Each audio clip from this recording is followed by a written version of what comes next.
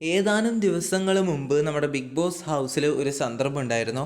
അത് ഞാൻ ഈ ഒരു നിമിഷത്തിൽ പറയുകയാണ്. എനിക്കറിയാം ഈ ഒരു കാര്യം പറയുന്ന ഈ ഒരു വീഡിയോ വൈകിട്ടാണ് ഞാൻ അപ്ലോഡ് ചെയ്യുന്നത് എന്നുള്ള കാര്യം എനിക്ക് പൂർണ്ണ വിശ്വാസമുണ്ട്. എന്നാൽ എന്നിരുന്നാൽ കൂടിയും നിങ്ങളോട് ഈ ഒരു നിമിഷത്തിൽ ഇന്ന് വേറൊരു സംഭവം നടന്നു. ജാൻമണി ചേച്ചിയും നോറ ചേച്ചിയുമായിട്ടുള്ള വേറൊരു പ്രശ്നം നടന്നു. ഈ ഒരു സാഹചര്യത്തിൽ എനിക്ക് ഈ ഒരു കാര്യം കൂടി നിങ്ങളെ അറിയിക്കണം എന്ന് ഉള്ളത് കൊണ്ട് മാത്രമാണ് കഴിഞ്ഞു പോയിട്ട് അതിനെപ്പറ്റി ഞാൻ റിയാക്ട് ചെയ്ത് വിട്ടതാണ്, റിയാക്ട് ചെയ്യാതെ. എന്നിരുന്നാൽ കൂടിയും അതിപ്പം റിയാക്ട് ചെയ്യുകയാണ്.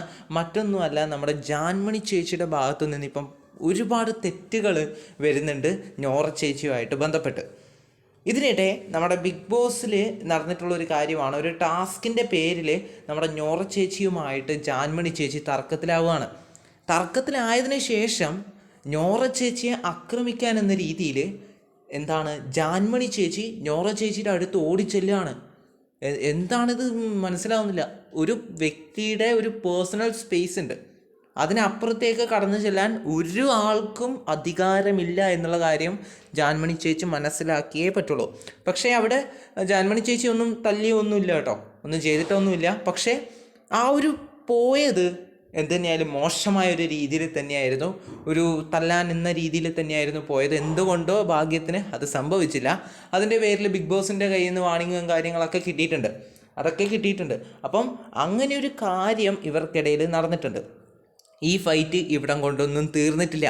ഇന്ന് വേറൊരു കാര്യം കൂടി നടന്നു. ആ കാര്യം ഞാൻ മറ്റൊരു വീഡിയോയിൽ എന്തായാലും പറയുന്നതായിരിക്കും. അപ്പം ഇവർക്ക് തമ്മിൽ ഇത്ര വലിയൊരു ഇങ്ങനെയൊരു ഫൈറ്റിൻ്റെ ആവശ്യം എന്താണ്? ജാൻമണി ചേച്ചി എല്ലാം മനസ്സിൽ കൊണ്ടിങ്ങനെ നടക്കുകയാണ്. പുള്ളിക്കാരത്തി ഓരോ അവസരത്തിന്, അതോടൊപ്പം തന്നെ നോറ ചേച്ചിക്കാണെങ്കിൽ ജാൻമണി ചേച്ചിയെ കണ്ണെടുത്താൽ കണ്ടുവിടുക എന്നുള്ള പറഞ്ഞ ഒരു അവസ്ഥയിലാണ് ഇപ്പം നിൽക്കുന്നത്. നോറ ചേച്ചി ജാൻമണി ചേച്ചിയെ തന്നെയാണ് മുഴുവനായിട്ട് പറയുന്നത്. അതാണെങ്കിൽ ജാൻമണി ചേച്ചിക്ക് ഒട്ടും ഇഷ്ടമാവുന്നില്ല. ജാൻമണി ചേച്ചി അതിന് പ്രാകുകയൊക്കെ ചെയ്യുന്നു. ഇന്ന് വരെ അത് ചെയ്തു. അപ്പോൾ ഈ ഒരു നിമിഷത്തിൽ ഞാൻ അന്ന് നടന്ന ആ ഒരു സംഭവം നിങ്ങളുമായിട്ട് ഷെയർ ചെയ്യുന്നു എന്ന് മാത്രം.